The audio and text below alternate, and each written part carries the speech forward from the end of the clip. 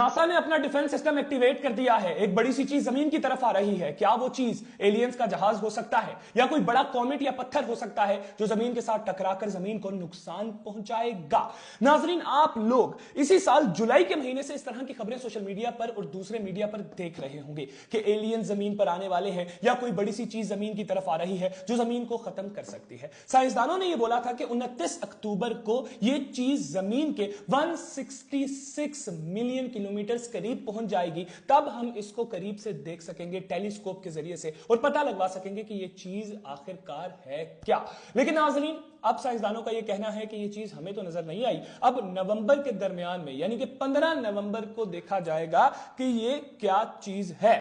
नाजरीन, अब बहुत से माहिरीन अपने अंदाजे लगा रहे हैं। कुछ माहिरीन का यह कहना है कि यह एलियंस का जहाज है, एलियंस आ रहे हैं, एलियंस हमारी जमीन पर लैंड होंगे और आप लोगों को हर तरफ एलियंस नजर आएंगे।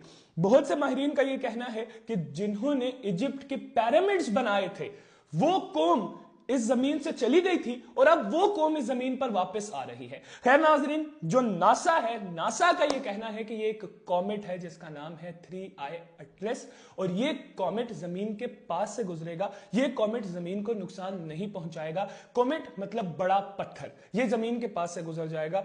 मजीद तब ही पता चल पाएगा जब ये जमीन के पास से गुजरेगा, जब इसको टेलीस्कोप के जरिए से नासा देखेगा, तब ही कंफर्म हो पाएगा कि ये चीज है क्या।